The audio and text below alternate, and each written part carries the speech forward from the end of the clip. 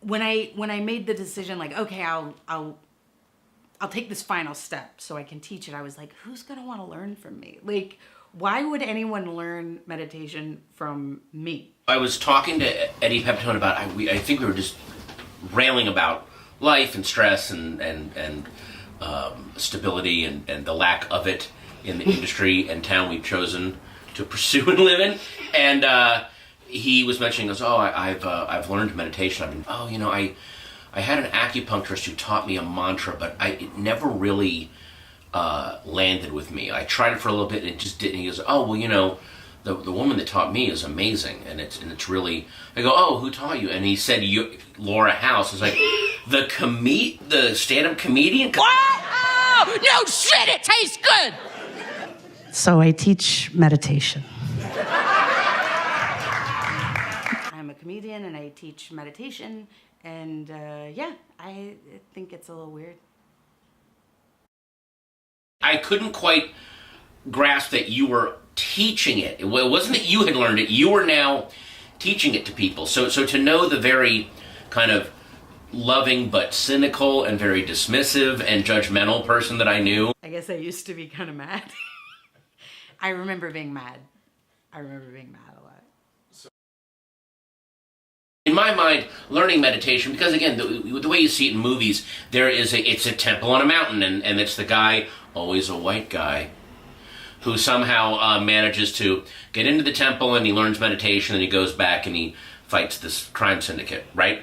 Well, I told her about how like meditation was kind of made to be like a hard or like a far away thing, or like, oh, I don't know, do I have to breathe a certain way or get all my thoughts to stop? And also the thing about meditation for me was, and it took me a while to realize this, meditation, it's not reverent. Reverence is treating things way more importantly than I think maybe they deserve to be treated. It's not that meditation mocks anything, but it just puts kind of everything on a level playing field so that you can look at maybe something that you're going through personally, and you can also look at if it feels like you're in a bad era of history or of the country or of whatever, and you can start to reconnect with the cycles of things. Oh no, actually, this is part of something that has happened throughout history, and it is a not to sound dismissive or shallow. It calms you down, and if everyone meditated, if it was just a thing that we did like breathing and eating and I do think there would be less conflict and turmoil. There still would be. By the way, I'm not one of these believers that, if everyone meditated, man, not only would there never be like wars, stuff, like the knives wouldn't exist. No, there'd still be. The knives would just melt off the handles. See, the knives would be made out of flowers, and what we would do, instead of stabbing someone, you would write an angry poem at them. That's what war would be, man. No, there would still be war, there would still be violence, but there would be less of it, and people would recover from the trauma of it a lot better, because you would have that escape hatch, you would have that second to maybe pause and breathe and think things through. Teach you all to meditate.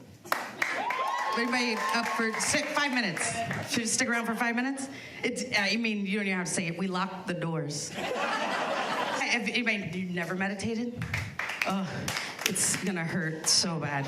Meditation has this great reputation to make you feel better, but I thought, like, is it too weird, or am I gonna like wear billowy linen pants and walk pensively on the beach? Like, what do you become if you meditate? Like, hey brother, like, am I gonna say namaste unironically? Like, I had concerns.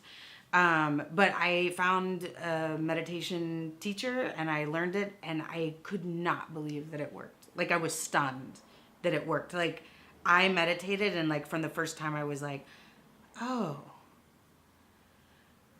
it was like a letting go. I guess I started doing it like maybe a year or two ago. I mean, hearing about you and other, David Lynch, and obviously Stern, just the amount of people that mentioned how much it helps them and how varied they are, Howard Stern and Jerry Seinfeld, and it just makes you go, okay, well, if it could work for them, maybe it could work for me too. And still, there is a little element of surrealism to be learning meditation from you because of that. But it also showed me that, oh, wait a minute, if someone as kind of cynical and biting and dark as her has benefited from meditation to the point where she's teaching it now, then yeah, there's clearly something to this. If it had been one of my hippy dippy friends from the 90s, one of my more new agey people, then it was way more. It landed with way more of an impact that it was you doing it.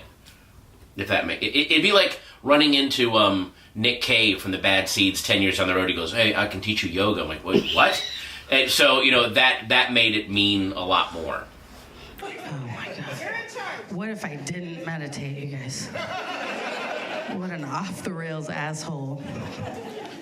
Thanks. I guess meditation is one of those things you made fun of when you were a comic back in the early 90s or late 80s, and you made fun of those people, and that whole it all seemed like a Santa Monica ethic forced on people by Jane Fonda or something. But by the time I'd heard you were doing it and teaching it, I was on board. Yeah, or whatever, and it's like your mind makes thoughts. It's what it does. Thoughts are a part of this meditation. Trying to get thoughts out of the mind is like trying to get wet out of the ocean. Like, it would be expensive probably, and what's the point? So You can be involved in those thoughts, and then when you're aware, like, oh, my attention's not on the breath, just go back to the breath.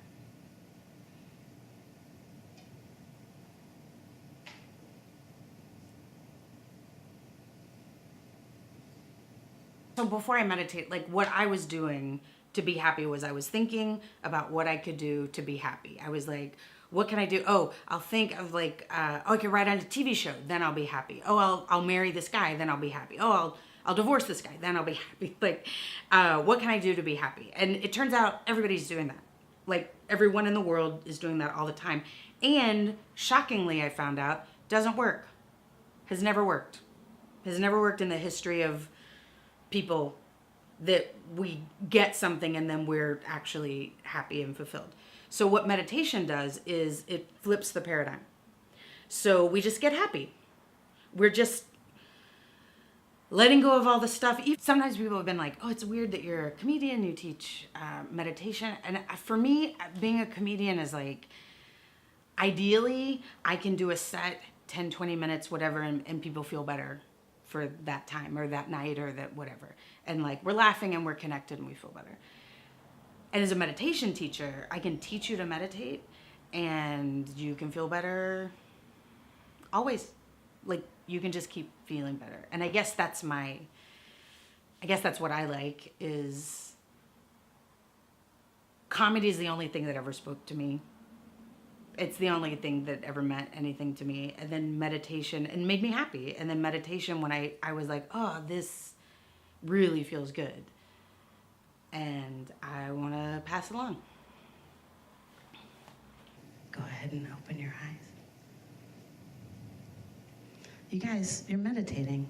That's all it is. I just want to let you know. One more hand for your comedian, Andy Main. 5 minutes of meditation in the morning, and we'll all be able to survive a trip to Trader Joe's a little more easily. Well, I definitely don't feel like I do it right or do it the way it's supposed to be done, but it still helps. Even though I don't do it, as mindfully as everyone says you're supposed to, I feel like it still helps. So you don't have to be good at it to get benefits from it. I'm not, and I do. I'll be doing a tight millennium at the meditation. Oh, I'm sorry, I'm getting the gong. I'm getting the gong. Sorry, guys. Hey, total consciousness. Am I right? People, back me. Ladies, guys, take a break. Ladies, back me up on this.